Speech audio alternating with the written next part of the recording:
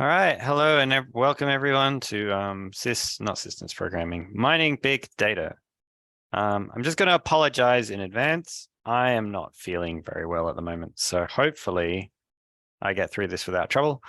But I am pretty under the weather, it seems. So we'll do our best. I may be a little less energetic than I am usually. All right, so what are we doing today? We're looking at association pattern mining, right? So what does that mean? Who knows? Let's talk about what we're going to talk today. So we're going to go through some basic definitions like baskets, item sets, frequency. We're going to go through some definitions of like numbers that we're going to measure. This is super important for assignment 3. So this lecture, assignment 3, go together quite well. We're going to be talking about the a priori algorithm, and we're also going to be talking about the FP growth algorithm. And I think that covers most of it. So associations, what does it mean? Baskets of things that are the same, baskets of things. All right, so here's the game. The game is I have a basket of items, and this is the analogy that everyone starts with because it is like the most intuitive. But it turns out you can like play with this a lot. But let's just for the moment, let's start with the idea. We have a basket. We went shopping, and in that basket are some things, right? And what we want to do is we want to be able to make some statements or some like, I don't know, predictions about if we know some of the contents of a basket, can we predict the contents of another basket? So you can see here that each of these baskets contains different things, but we might say that, oh, when we bought the yellow thing, oh, wait, we also bought the green thing, right? So whenever there was a yellow thing, there was a green thing, right? And we're trying to make those kinds of connections, right? So the idea is, for example, in a real world application is that you're trying to, you're a shop and people buy things and you're trying to work out like how you should set your sales and your prices because you know people buy certain things together. So let's have a look. The real world examples, of course, is going to be something like Walmart, where you have like 100,000 unique items and they can store billions of baskets, right? So they have billions of customers and, you know, they sell 100,000 different things, right? And they're trying to work out, you know, which things should we put with where? How much should we charge for these things if we sell those things? And then the web has over 100 billion words. So like in this case, we're talking about like words and it's got billions of pages, you know, what words go together, right? We might be trying to figure out that as a problem. We might be trying to figure out like which customers go together, right? With different items, because some of these questions you can like flip and invert. It's just a many to many relationship, right? So while we start with this description of baskets, we can move on to lots of different things. So it could be like genes in a genome sequence, you know, and some disease. Do these genes coincide with these diseases? Who knows? Okay, probably the easiest real world example though is kind of like if someone buys hot dog buns and they buy hot dogs, there's a pretty good chance they're going to buy ketchup or tomato sauce, right? Because when people eat this and that, they buy that, right? Or mustard or onions or something like that, right? Like once they've bought these two things, you can be pretty guaranteed that they either already have this ingredient or they're going to buy this ingredient. Likewise with hot dog buns, like even if they buy hot dog buns, you could probably guess they're going to buy hot dogs, right? Like it's just a thing. So what we're going to do is we're going to like formalize this a little bit. We'll talk about, you know, like some of the different terms. And these are all like the mathematical definitions. I've got like more real world sort of, I don't know, descriptive ones later, but we have this idea of an item set. And item sets occur in baskets, right? So we're just like, okay, so we've got a group of items, right, that we're going to talk about. Or a transaction set is what we also call it, right? So we've got this T, and we have N transactions, right? So these are the set of things that we can have, and we've got N of them, right? And what we're going to say is we're going to call the support for an item set X, right? So we've got an item set X. So we've got possible, like all the possible objects is like T, and we have N transactions. The support for X is going to be X is an element or sub-element of T, right? So X is some sub-element of T divided by the number of transactions. So, you know, like we're basically going to be like, how many times did we see these things bought in this group, right? And we call that support, right? So I don't know, like if I have 100,000 transactions as a supermarket and 80,000 of them have milk as one of the things that someone bought, then my like support is going to be like 80,000 divided by 100,000. So like 80% support. Then we have this idea of confidence of an association rule. So it's sort of like an X implies Y. So if I bought X, what is the likelihood then that I will buy Y, right? So the confidence of X to Y is the support of X union Y divided by the support of X. And again, that kind of makes sense. The support of X union Y is going to be, you know, the two things together. And then like the support of X is just one of them by itself. So I can make an idea. I can, you know, find the relationship between these two values, like as a proportion, to get an idea of like the strength of like that relationship.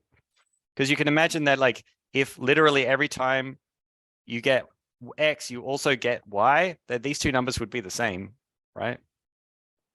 And then you have like the support of the association rule, which is like the support of X under union Y, right? And that kind of makes sense, right? Like that's where you're like, I've got these two things together, right? What's the support between the two?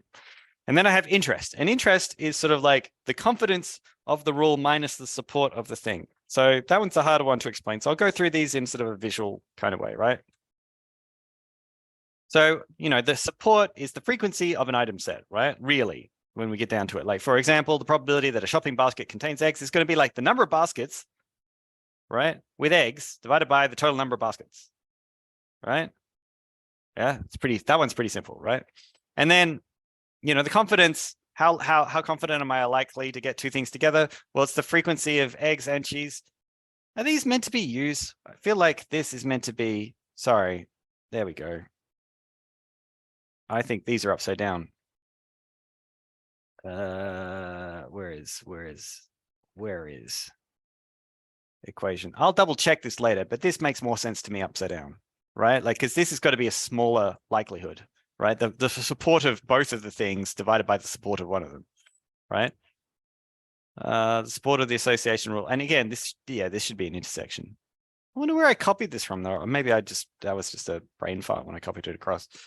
That looks better, right? Because this is the frequency of eggs and cheese divided by the frequency of eggs, right? Like, isn't like, what is the likelihood that I get eggs and cheese given that I got eggs, right?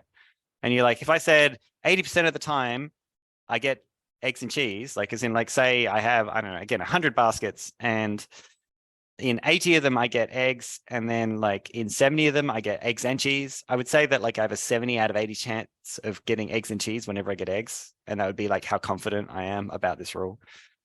And then interest. So interest is another interesting one, right? That was a joke. No, it wasn't really a joke. I just said it sounded dumb. A rule is only interesting if the confidence is higher than the support. So what do I mean here? All right. The probability that someone gets cheese, given they get eggs, i.e. confidence, right? So how likely are they the rule going to apply? Like how good is this prediction? It's only useful if it is higher than the probability that they get cheese anyway, right? Like, so if I go, oh, if someone gets, you know, like, let's say 75, right? Let's say when someone gets eggs, there's a 75% chance that they'll get cheese. That is only meaningful if when they don't get eggs, there's not another 75% chance. Like you can imagine that, well, there's a 75% chance that people get cheese anyway, right? Like 3 out of 4 people buy cheese, right? And then you're like, oh, okay, so if I said, if they buy eggs, there's a 3 out of 4 chance that they're going to get cheese, that really doesn't say anything useful. And that's why it's not interesting, right? So what we're really trying to say here is if we look at this graph, what it really relies on. Oh, sorry, this did the thing where it didn't animate properly. Is what we really want to say is that the probability of getting eggs and cheese is big and bigger than the probability of getting cheese, right? Like just generally. Yeah, because otherwise, like, what is the point of it, right? Like, it's not predictive. Or it could be less. It'd be fine if it was less, and you could have a negative interest, right? Like, if you said people who buy Pepsi don't buy Coke, that's interesting, right? It kind of makes sense. Because if you like Coke, you probably don't like Pepsi, and if you like Pepsi, you wouldn't buy Coke. But it's not predictive if, like, the rest of the data, it doesn't tell you anything. So you're really relying on, you know, the confidence of something minus the support of something else, right? And this can be 0, right? Like, if your confidence is equal to your support, well, then it doesn't tell you anything. Okay, and that's sort of the interest, is sort of like this difference between like the general proportion and like the proportion within your subgroup. We have some words here. This is just more definition. Singleton just means like one thing. Doubleton means 2 things, and a triple means 3 things. Super not well, super obvious.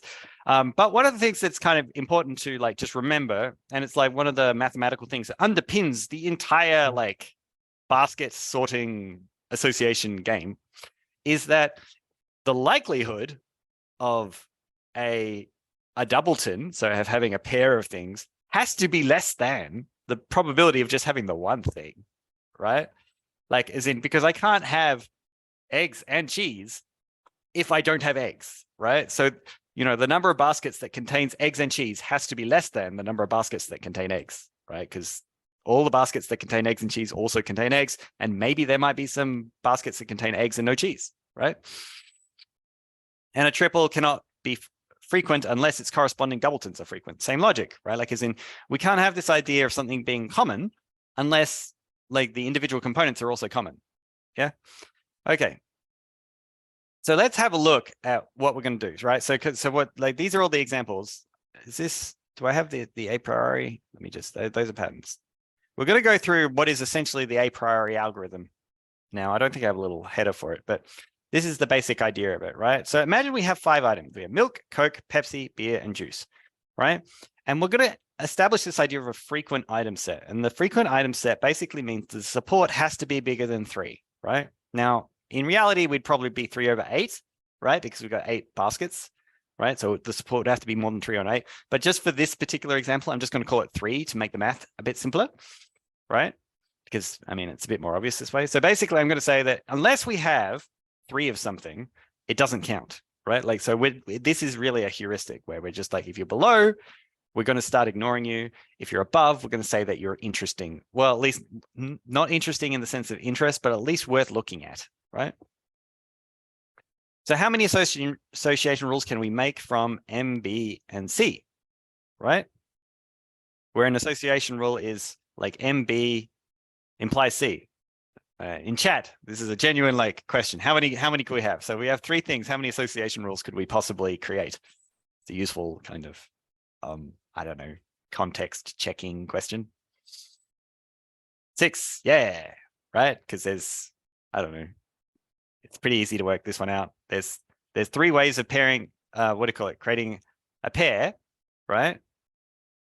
Yeah, with 3 items, right? Like, as in, because you don't pick one of them, right? And so you just choose the one you don't pick.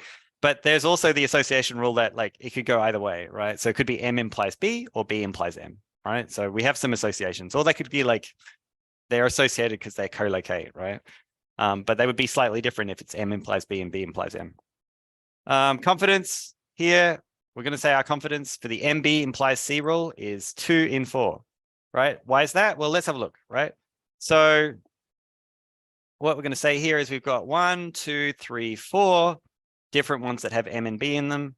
And then we've got 2 of them that have C in them, right? So that's our confidence. The support is 2 and 8 because there are 2 groups which have MB and C in them, right?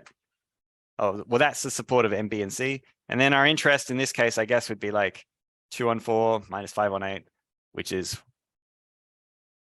1 on 8. So like it's a negative interest, but we have at least some interest in it, right? Because we do have a C here, yeah? So there is another group where there's a C, where C could be better predicted by not being in the MB basket, right?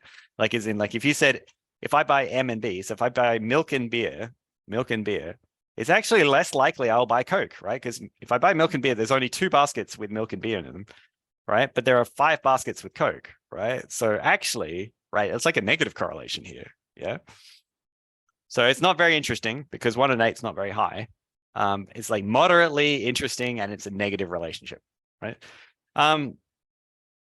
So what happens when the threshold increases, right? So general intuition, we set this threshold here of support as 3. Anyone care to guess what's going to happen if we increase the threshold, right? So we say now we have a threshold of 4. What's like the immediate things that's going to go on?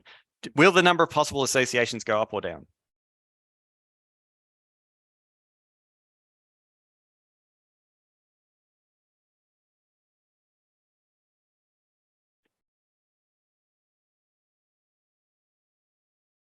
Down, I think. Yeah, I agree. It'll go down. Well, the logic for it is this. It's like, if your threshold is higher, you're going to eliminate certain things, right?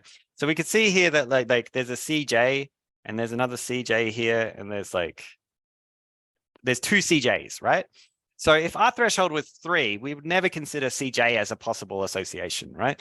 But if you could imagine, like if our threshold was 8, right, we would consider nothing a possible association, right? Like, because, like there's nothing that has everything in it, right? Like if our threshold went all the way up to 8, there's no, J is definitely not in everything, and C is definitely, like, B3 and B4 definitionally show together that there's nothing meets a threshold of 8.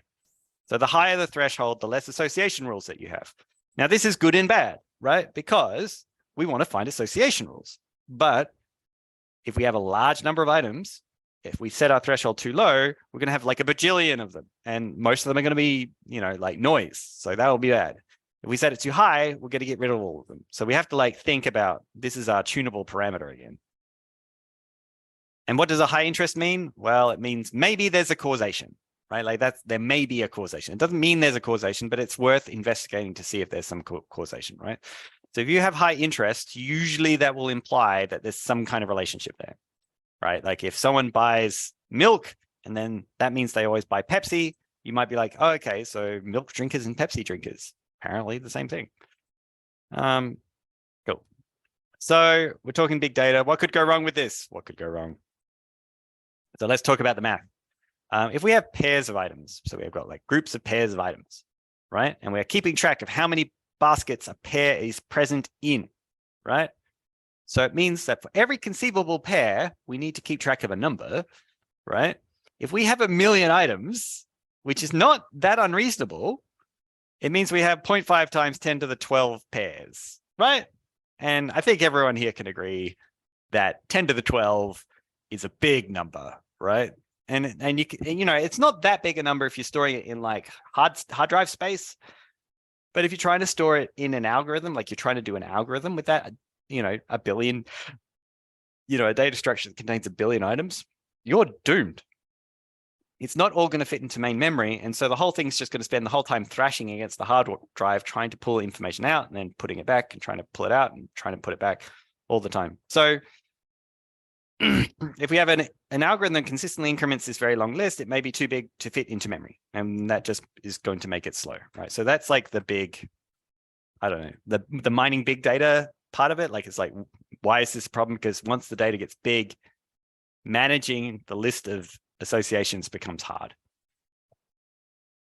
Okay, so what is a pattern? A pattern, okay, so, right.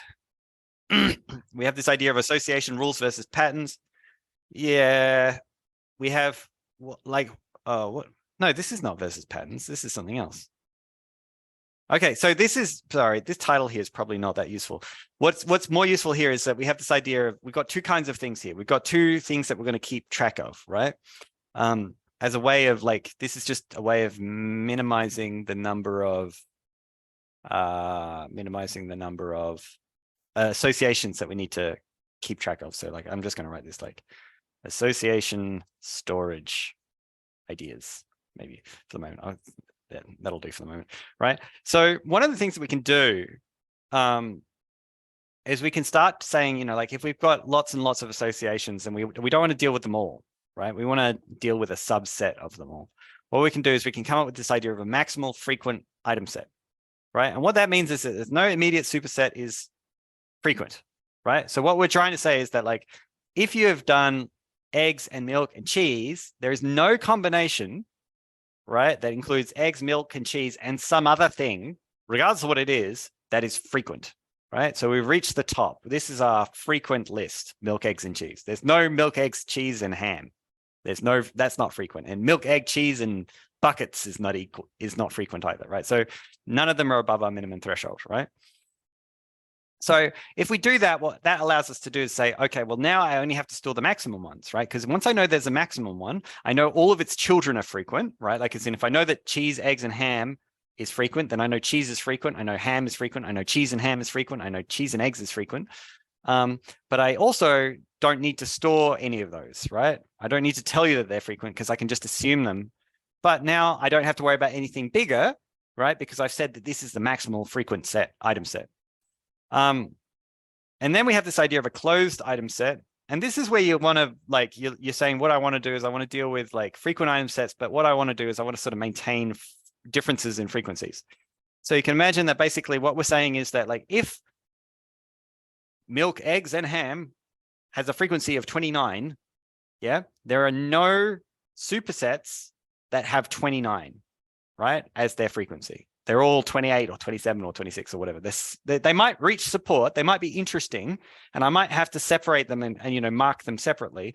But I know it's worth paying attention to this group of 3 things because there's no other combination bigger than this group of 3 things with 4 things in it that has the same number of items associated with it. So it's like a unique maximum. It's like a local maximum, right? So these are the 2 ways that like we can sort of cut down and say, well, I'm only interested in maximum item sets, maximally frequent item sets, and I'm only interested in closed item sets, right? And I can use both of those as a way of not having to worry about telling you about all the item sets below, but at the same time, being able to make some statements about item sets above. Okay, so like here, oh, do I have the picture of the, what do you call it? Oh, yeah, so, oh yeah, no, this makes sense. Okay, so the idea here is that we've got like all these different groups. So I've got like 4 lots of A, 5 lots of B, and 3 lots of C among my baskets. So I've got a bunch of baskets. I've counted all of the pairings. I have 4 AB, and I have 2 ACs, and then 3 BCs. So you can see here that like if I have 3 BCs and I've got 3 Cs, right, and I've got 5 Bs, it kind of implies that I've definitely got like 3 groups with a B and a C in it, right, together. And then I've got an extra 2 that just have B, taking up to 5. And then I have no extra ones with C, right? No extra ones with C because there's only 3 Cs. So all the BC groups must contain a C, right? And there are no C groups that don't have a B in them, right?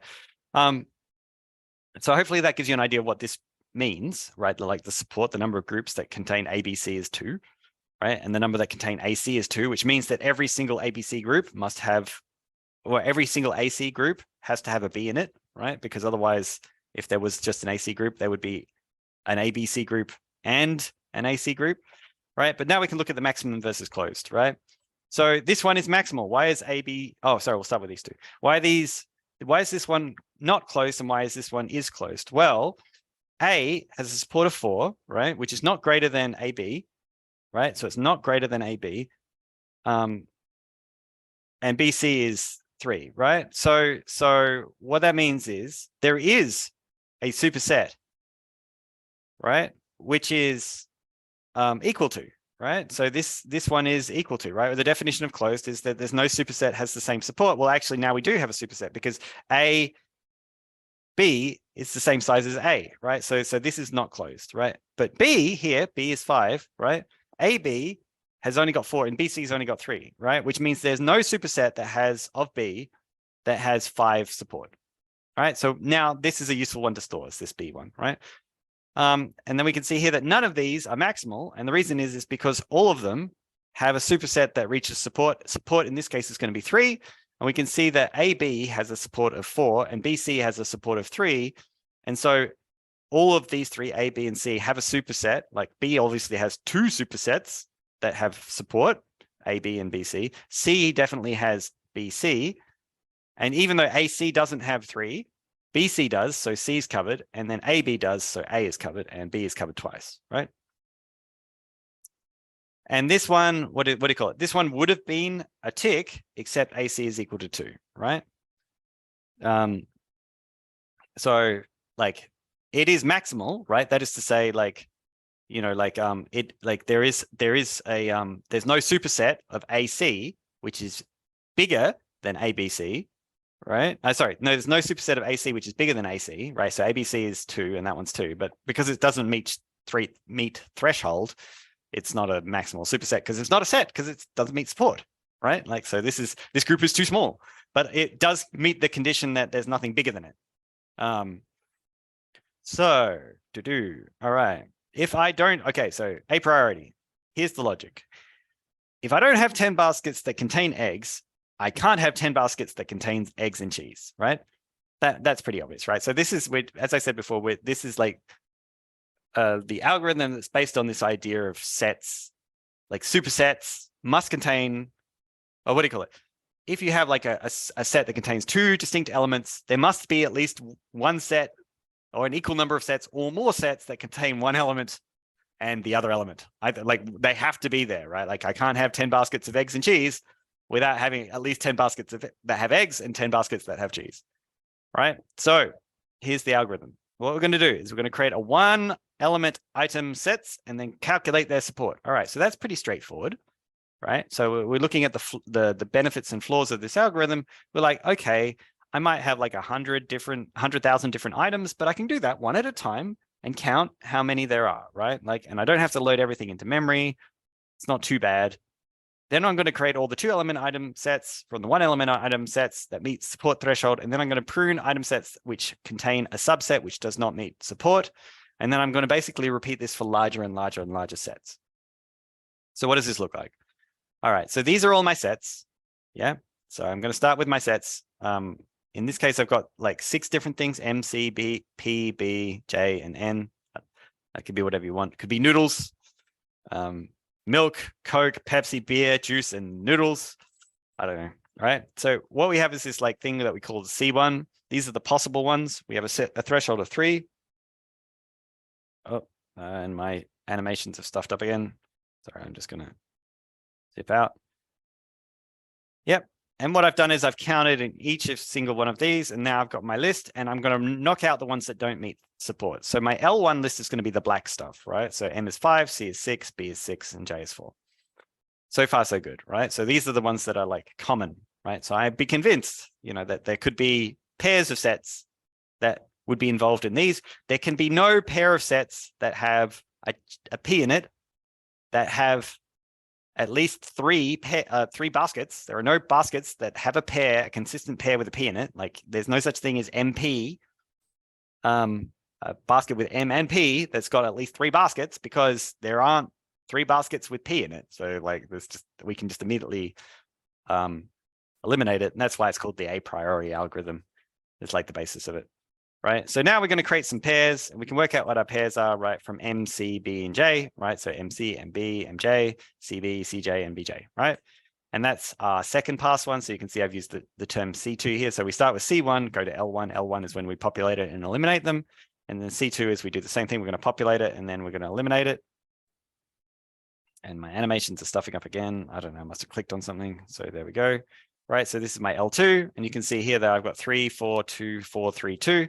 So there aren't enough to get to 2J, and there aren't enough to get to 2BJ, right? And the way that we can work that out is we just count them, right? Like as in how many there are. And at this point in time, we're not going to have to worry about eliminating anything special yet. And the reason is because we know definitionally if there's 4 MBs, there's at least 4 Bs and 4 Ms. But when we get to 3, it's going to be a bit more complicated. Right, so let's take that one up here, and then these are our groups, right? So we've got the black ones are the only ones we care about. I've eliminated the red ones. From this, we can make BCM. Yeah, that's reasonable. And we've got CBJ. So we could make CBJ, and we can make BMC. But we can't make BMCJ, right? Like, so there are some that we can't make from our existing group. So you can see already, right? Instead of populating all the possible combinations of 3, which to begin with would have been 6 times 5 times 4, which is a really big number, right? Like that would be 120 possible 3-letter combinations. Instead of that, we're down to, or even if you divide it by 6, it would still be like 20. We're down to 4, right? So a priori is doing its job reasonably well. But we can see here already, because we don't have B and J, right? We can't do BMJ, right? Like we don't have B and J, so and we don't have M and J. So how could we do BMJ? We just couldn't, because we've only got B and M, and then these 2 contain C, so it can't be either of them. So we don't have any BJ or MJ. If we had BJ or MJ, we could make MBJ, but there's no MBJ here, right? Okay, so now we count these ones, right? And we get 3, 1, 1, 1. Yep. Which is not too bad, right? And so we don't need to do a C4, right? Because only one of these ever gets to 3. So we know definitionally that there can't be any 4s. We're already at the maximum. But the other thing that we could do here at this point in time, right? Even if we, let us say, right, that we did have like this BMJ, right? What did I, oh, BMC. Sorry, that's meant to be BMC. As I said, I am tired. Okay, do we have 3 BMCs? 1 BMC, 2 BMCs? Okay, what have I stuffed up here? I have stuffed something up here. Oh dear. BCM, BCJ, BMC. That can't be right. Yeah, no, you're right. You picked up on the error, right? Like I've definitely stuffed this up. So let's see if we can work it out. So we could have B, M, and C, right? We're all good about that. We could have JCB. Do I have a JCB? JCB. I don't think I've got BCJ. Yeah, I do have a BCJ. I've got a BCM, a BCJ, a CMJ, CMJ, a BMJ. Do I have BMJ? BM. I can't have a BMJ. I suspect that this is nonsense. Okay, where's cells? Delete that one. Delete row. And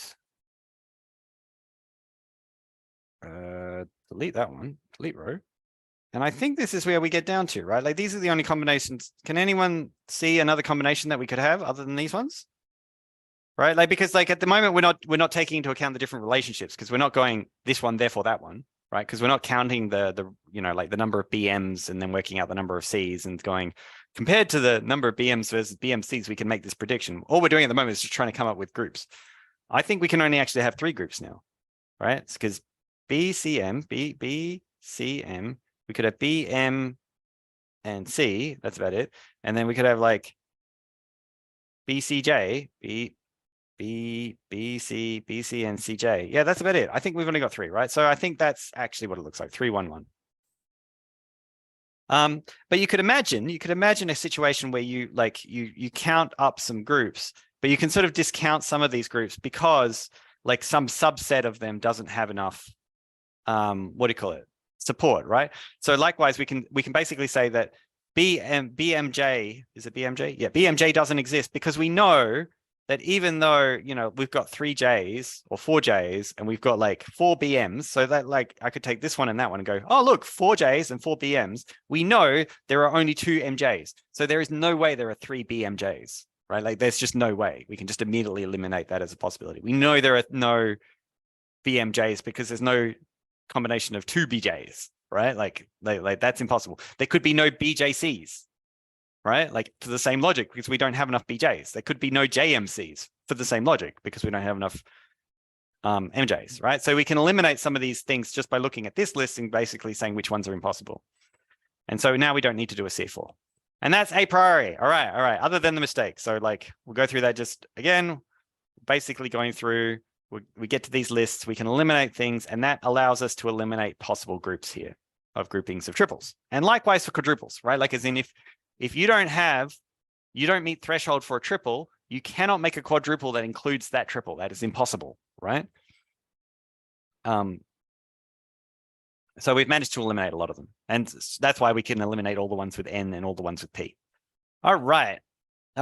So the other algorithm that we're going to go through today. So the a priori algorithm, sorry, I should rewind. The a priori algorithm is pretty obvious, right? Like it's not a super like clever algorithm. It's just, let's go through the groups and the ones that we don't have, we won't look at, right? Like it's the kind of algorithm that you sort of make up when you first try and solve the problem, if that makes any sense. Like it doesn't require a lot of like, I don't know. It's got a little bit of cleverness to it, but the FP algorithm is way more like computer sciencey, right? So what are we going to do? The steps are going to be, we're going to count the frequencies. So similar thing again, we're going to create an ordered item sets, right? So we're going to put them in the right order. So of which one is the most common. And then we're going to make some trees, right? So what do I mean by this? Okay. I counted all the things that were common, right? So we're going to use the same threshold logic. If we go back to this one, we could see that like, where is it? Yeah, we've got like 6 Cs, 6 Bs, 5 Ms, and 4 Js, right? So I can just immediately go here and say, oh, I have 6 Cs, 6 Bs, 5 Ms, and 4 Js, right? So I can just take them from this list, but I'm going to put them in order now, right? So from most frequent to least frequent. I mean, strictly, I guess I could have done B first because of alphabets, but I don't think that's important. We're ordering it by frequency, not by like letter, yeah? So now I've got C6, B6, M6, M5, and J4, and I don't have N or P. Okay. So now I'm going to create some ordered item sets, right? And what that means is I'm going to take all of the items and I'm going to rearrange them in the order of this order, right? So I have C, then B, then M, right? And I have M before J, but I never have like BC here. I always have CB because C comes before B in this list, right? And I always have B before M. And I'm pretty sure I haven't stuffed any of these ones up. Yeah, we're all good, right? So we create the ordered item set. So we've rearranged that. That's not too labor intensive, right? Because, you know, like all we're doing is going through all of our item sets and we're just doing a little sort on them. So again, we're still in the sort of ON, you know, we've got, you know, N number of baskets. We're never going to get below ON, right? So that's going to be like our floor. So far we're doing okay, right? And we've just done some little sorts. We've counted, kept track of the number of different items. We're doing okay. The tricky bit is in when we like expand out to item pairs, because item pairs, as we said, is that there's like a billion combinations. That's pretty bad. Okay. Why is it's so annoying? Like, I don't know what it is. It just keeps on stuffing me up. Okay. So what we're going to do next is we're going to make trees, right? So what we'll go is go to the first one and we'll make a tree, right? We'll go CBM, right? And then we'll increment this one, increment that one, and increment that one, right? So if there's no node, we're going to have to create a node, right? But if there is a node, then we just increment it, right? And so you can see here already for the first one, we've got CBM, right? So what do we think the next one's going to look like? Any guesses? What will MJ, if we add MJ to this tree, what do we think is going to actually happen? Are we going to increment this M? The answer is no, because how do we know it's there? We'd have to look down the tree. So instead, we're going to just like add in this extra tree because we're like, basically we can't continue where we were before. And so far it's looking pretty lame, right? Like, so it doesn't look like we've gained anything. When we get to this next one and we do CBM again, right? So we'll notice that in the original set, it was like MCB and this was MCBN, right? You'll notice that we've actually taken out all of the uncommon ones, right? So all the uncommon ones have disappeared, right? Because obviously they're not going to be there, right? Like as in, basically, if we're going to do BCMN, the N is not going to count, right? But we've put them in order, right? So the MCB and the MCB here have now become both CBMs, right? And so immediately here we can be like, hey, check it out. Because they were ordered, there's a pretty good statistical likelihood that quite a lot of these things are going to coalesce and align into the same part of a tree. So it's not like I'm going to create a new node for every single one of these. A lot of these are going to just increment the same part of the tree, right? So we go CBM, yeah? And so for the next one, we've got CJ, we're going to go to C, and then we're going to go to J. So we're going to increment this C, but we're going to create a new J because there's no way from getting directly from C to J. So we need to create a new J. And then we're going to do the same thing for the BM, right? BM has to start from scratch because there's no null to B. And then the next one's CBMJ, and that's going to go through the previous CBM, but also add the J because there was no J there before. And then we've got CBJ, and that's going to go through the C and the B, and then it's going to go to J, and then we're going to get CB, right?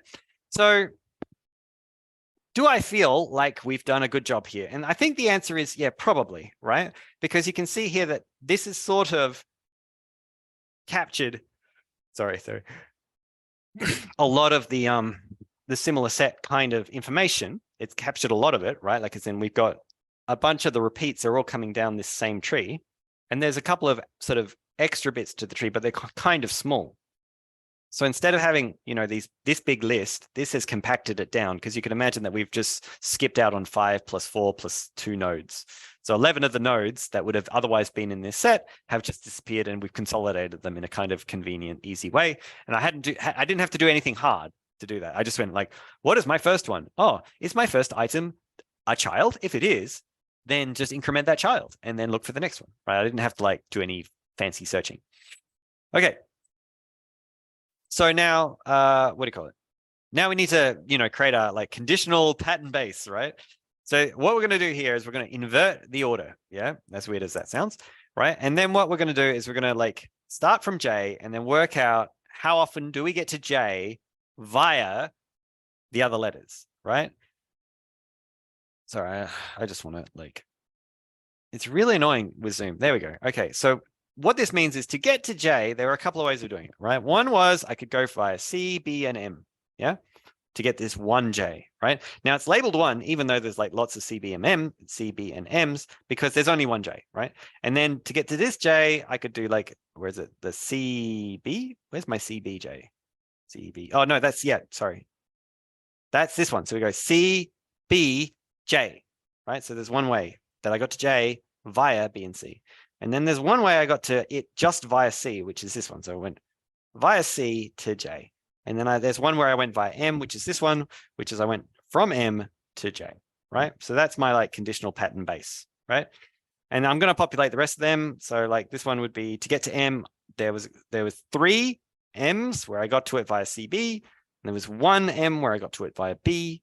And then for B, there was 1 where I got to it via C, and there's 1 where I got to it directly. You'll notice that all the direct ones are missing because we don't count the direct ones, because like if I'm getting it from nothing, that's clearly not an association. You know, like I went directly to C. So if I go shopping, there's a chance that I'll buy C, but I can't make any useful association. I can't be like, I went to B as well, right? But we'll get that relationship sort of indirectly by the BC relationship, right? Rather than the CB relationship. So another way in which we're saving, right? Like we're not doing like both comparisons. We're only doing like one comparison because it's ordered. And so we're sort of saving on looking for all the CBs and all the BCs. Okay, and then what we're going to do is create our conditional frequent pattern tree. And this is basically looking at these and then trying to work out, are any of these actually frequent? And what we have to do is like add them together, right? Like, so like look for what's in common. Yeah. So you can see here that from a C, I can get it via a C because I got like 1 C here, I got 1 C there, and I got 1 C there. So I can get 3 Cs, right?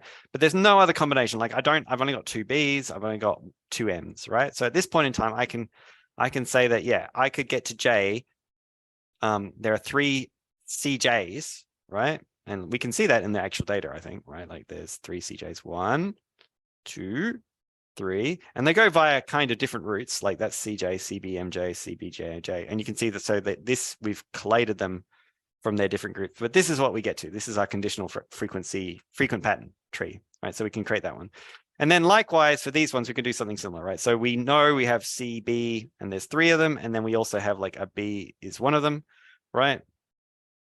And we notate this one slightly differently because technically we could do there's 4 Bs, right? Like you could think of it like there's 3 CBs and there's actually like 4 Bs. But just because of the way like we're going to deal with it later, the algorithm basically says you keep that as separate, and then we can be like, oh, we still have 3 Cs and 3 Bs and an extra B. And that there is some nuance here in terms of like the way that that you describe it, because you can imagine when you've got like weird pairs of things, you know, like you go like, oh, I can get, you know, like I can get it via this or I could get it via that. Do we add these together now, right? Like as in if I want to say, can I get it via B? Well, yeah, implicitly I can, because it's I can get 3 Bs here and 1 B there.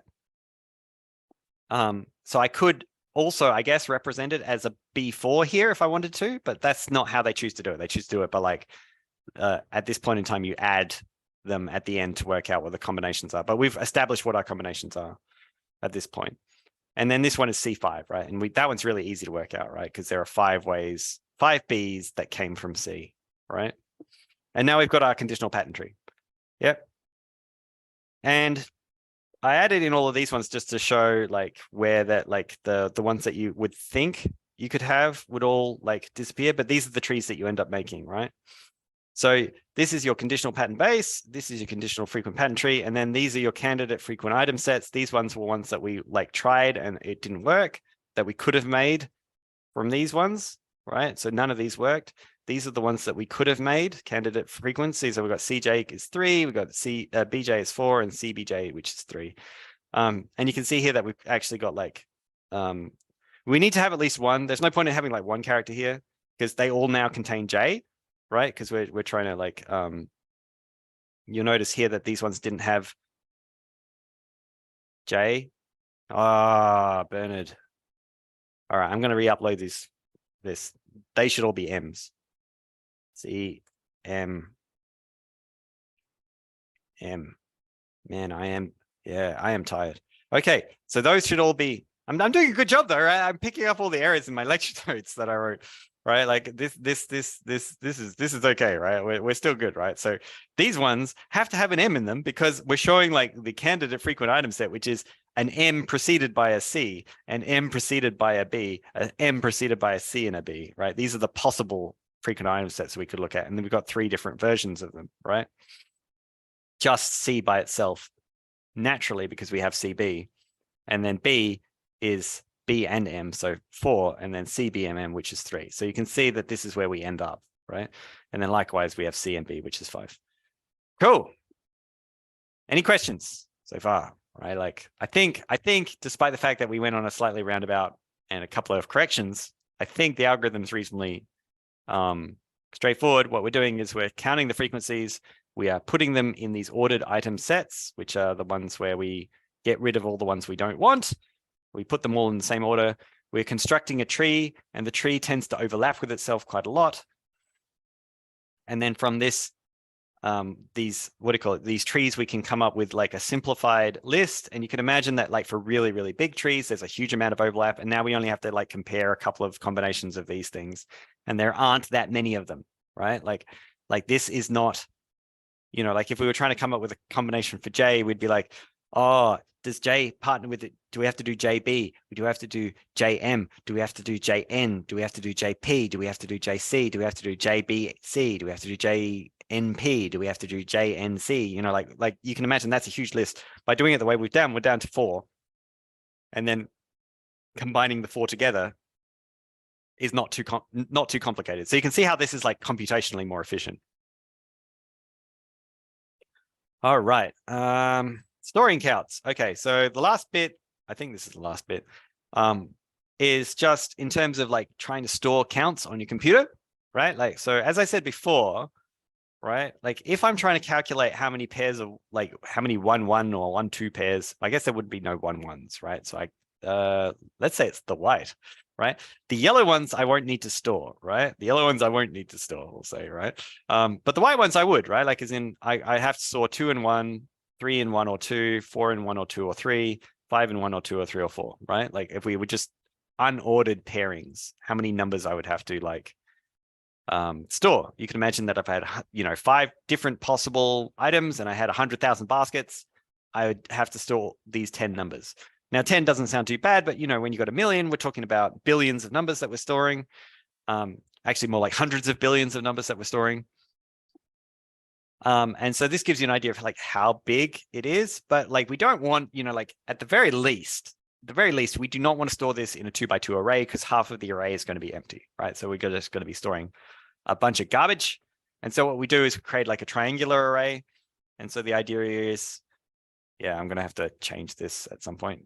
But like what we're doing is we're basically taking this and then storing it in a row, right? And then we can work out where it would otherwise belong. So the one that goes here, oh, sorry, the one that would normally go here would go here. The one that normally goes here would go there. Just remember that this diagonal should technically be white. So I may redo this animation to get rid of the white, but I don't think I'll do that now. Oh wait, no, but then you won't have the animation. All right, maybe I will do it now. Ah, so much effort. All right. In the meantime, is there anything useful I can talk about? Does anyone have any questions while I like just slowly fix this thing up? I don't think this is gonna work. I don't think this is gonna work because the size of the boxes is gonna be all wrong. Oh no. Oh wait, no, this one I think I can just delete the cell, right? Delete column. Yeah, and then I just do that, and then I need to make that white, and then this one, and then I click there, and then, oh God, delete the column. There we go. And then the animations are going to be stuffed, but that's fine. Maybe we can get this to work in short. Here's a tutorial on how to use, here's my impromptu tutorial on how to use, what do you call it? What's that program called? We're currently using the program called PowerPoint. Animations are your friend. There we go. And then this box is now white. Home. There we go. Okay, let's see if that works. Okay, so now it's half yellow. All right, yeah, we're all good. And then we're going to take this one and going to chuck it here, and then we're going to take that one and chuck it there. And I guess I could have the next one there. But basically what that means is that like if you put a number in this one over here, or maybe I'll get my annotate out just to make it even more obvious. If I were to put an element in this box here, and that was like a 5 in this big long array, I would know that actually it corresponds to this spot here, which means it corresponds to 3 and 4. Yeah, would be the basic logic. Clear all drawings. There we go. Cool. And then we'll get rid of that. Yay. The other method is the triples method, and that's basically instead of storing it in the big box, we're going to just store it in like IJC pairs. So we're just going to go like, I'll just assume that if I have object 21 and object 51, then I'm just going to store 21, 51, and how many combinations, like how many baskets with both, or I guess let's do our cheese and eggs again. My cheese and eggs basket, I'm going to write cheese and eggs and then 7, right? So I've got 7 baskets with cheese and eggs in them, right? This relies, yeah, we generate a hash table to store each of the indexes. We do need a hash table. Why a hash table? Well, do I have why a hash table? Or is that a rhetorical? Oh, that's a rhetorical question. Why do we use a hash table? Does anyone know why we use a hash table?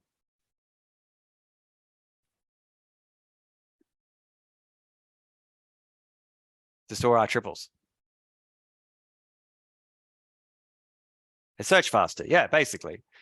Right? So you can imagine there could be a billion, or like let's say 500 billion different combinations, right? But actually, we've only got, like, I don't know, 100,000 of them that are useful, right? We don't want to have $100 billion array, right? When we're doing triples, right? What we want to be able to do is we want to basically go, oh, okay, I will, I don't want to keep track of them. I don't want to search them every time I get a new item, search through all the ones that I've already got. What I'll do is I'll hash it. So if I get B and J, I'll hash it to this table. And if the thing is there, I can be like, increment that number. And if it's not, I can go to the next one and increment that number or whatever it happens to be when we're doing our hash table. But the idea is we want to, like, we may only have a much smaller finite number of unique baskets. It's just we don't know which unique baskets we've got. So we want to hash this giant set of things we don't know to a thing that's this big, and we know we can store it because there's only, like 10,000 unique baskets, but like that people actually buy. But we might have, 100 billion baskets, but it only actually, falls to a small number. And the triangle method is superior, but only if at least 1/3 of the pairs appear in the hash table, right? So the triangle method is to triples, right? So if the triangle method, and that kind of makes sense, right? Like because if you think about it, right, when we're storing this, we're storing 3 elements, right? We're storing the I, we're storing the J, and we're storing C. Whereas in the triangle method, we're only storing the C. Yeah, the C is all we're storing in this thing, right? So the only time that we're going to be better off is if 2/3 of this are blank, right? So if 2/3 of this are blank, at least 2/3, then we're better off using triplets, right? Because then we can store 3 things, for example, like if I only actually had 2 baskets here, right? That actually had anything in them, right? Like it's in 2 common baskets. So let's say people either buy 1 and 2 or 4 and 5, and that's all they buy, right? There's no point in me storing 10 numbers when I really only need to store 1 number and 2 numbers, and then maybe the indexes of those numbers, right? So I only have to store 6 numbers instead of 10 numbers, right? So this is like the crossover point when the triangle method is better, is when there's at least 1/3 of the pairs. So it's more dense. If it's a sparse representation, then the triple method is better. Now that kind of makes sense, right? Because you only keep track of the things that you've actually got rather than keeping track of everything. But if you're keeping track of everything, you may as well have a triangle matrix. So the last part is, okay, so we've got this newfound tool, right? We've worked out what a pattern is. We can use a priori or we can use FP growth and work out the pairs of patterns and how common they are and what their support is and their confidence and their interest and all of those things, right? It's the same thing we always do. What we do is we can make a training set, we can make a test set. So we get our training set, we calculate, the associations and the confidences, and then we get a test set and we go, were they usefully predictive? By looking at my eggs and cheese relationships, could I predict other eggs and cheese relationships, or were they just arbitrary? Right. But the question is, like, what are we actually training? So we can train, the support, we can train the confidence, we can train our interest, right? And then we test against those things. And we can convert them into patterns, right? And then what are we testing, right? We're testing support, we're testing confidence, and we're testing interest, right? So we go, was our confidence and support and interest, were they useful or were they not? And the other question that comes up quite a lot is like, can we randomize the order? And quite often in pattern matching, you can't.